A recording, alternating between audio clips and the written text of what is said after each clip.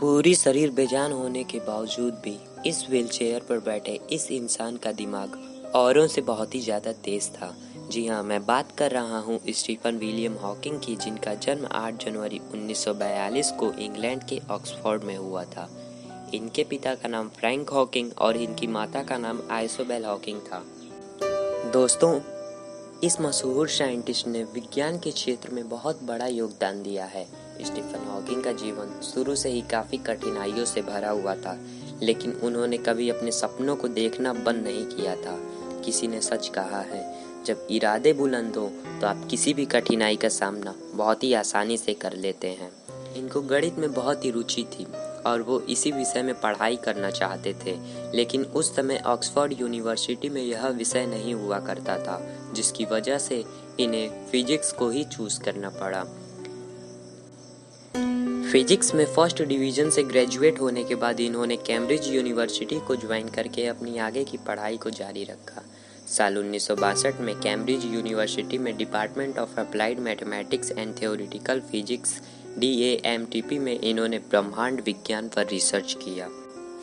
Stephen Hawking अपना जीवन बहुत अच्छे से जी रहे थे। तभी साल 1963 में मात्र 21 वर्ष की आयु में उन्हें एमियोट्रोपिक लैटरल स्क्लेरोसिस नाम की एक लाइलाज बीमारी हो गई, जिसके कारण इनके शरीर के हिस्से धीरे धीरे काम करना बंद कर देते। डॉक्टर ने तो यह तक कह दिया था कि यह ज़्यादा से ज़्यादा 2 साल और जी सकते हैं, लेकिन स्टीफन की दृढ़ शक्ति ने डॉक्टर की इस बात को झुठला दिया। इन्होंने बीमारी होने के बावजूद भी अपने पढ़ाई को जारी रखा और अपने पढ़ाई में किसी भी तरह की समस्या न आने दी। हॉकिंग की पहली पत्नी का नाम जेन वाइल्ड था, जिनसे इनके 3 बच्चे थे और उनके नाम रॉबर्ट, ल्यूसी और तिमोथियस हैं। हॉकिंग की ये शादी केवल 30 सालों तक ही चल पाई और साल 1995 में जेन और हॉकिंग ने तलाक ले लिया था। उसके बाद इन्होंने एलन मेसन नाम की महिला से विवाह कर लिया। कैम्ब्रिज से अपनी पढ़ाई पूरी करने के बाद भी हॉकिंग इस कॉलेज से जुड़े रहे और इन्होंने एक शोधकर्ता के रूप में यहाँ कार्य किया।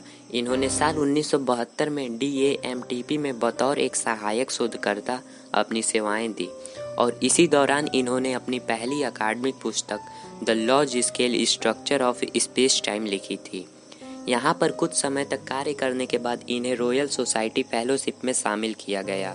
वहीं इनके कार्य को देखते हुए साल 1979 में इन्हें कैम्ब्रिज में गणित लुकासियन प्रोफेसर नियुक्त किया गया था, जो कि दुनिया में सबसे प्रसिद्ध अकादमी पद है, और इस पद पर इन्होंने 2006 तक कार्य किया। स्टीफन हॉकिंग को इतने पुरस्कार मिले हैं कि मैं सभी को गिनवा नहीं सकता, फिर भी कुछ महत्वपूर्ण पुरस्कारों को बताता हूँ। साल 1966 में स्टीफन हॉकिंग को एडम्स पुरस्कार दिया गया था। साल 1976 में हैनीमान प्राइज दिया गया था। 1978 में अल्बर्ट आइंस्टीन मेडल मिला था। साल 1985 में हॉकिंग को RAS गोल्ड मेडल मिला। 1987 में Dirac medal of the institute of physics भी दिया गया था। 1988 में वुल्फ प्राइज दिया गया था। प्रिंस ऑफ एस्टूरियस अवार्ड भी हॉकिंग ने साल 1989 में अपने नाम कर लिया था।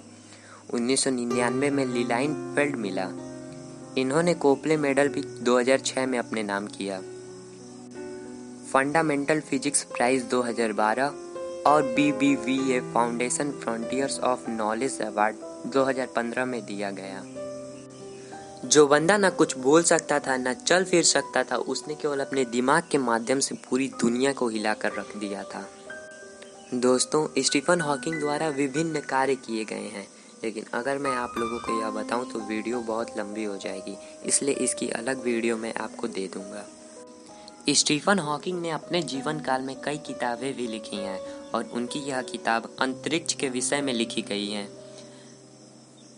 Number 1, the brief history of time. यह बुक साल 1988 में आई थी और यह 40 भाषाओं में अवेलेबल है। Number 2, the universe in a nutshell. यह बुक 2001 में आई थी और इस बुक को 2002 में एवेंटिस प्राइज ऑफ साइंस बुक्स मिला। Number 3, the grand design. यह बुक 2010 में आई थी।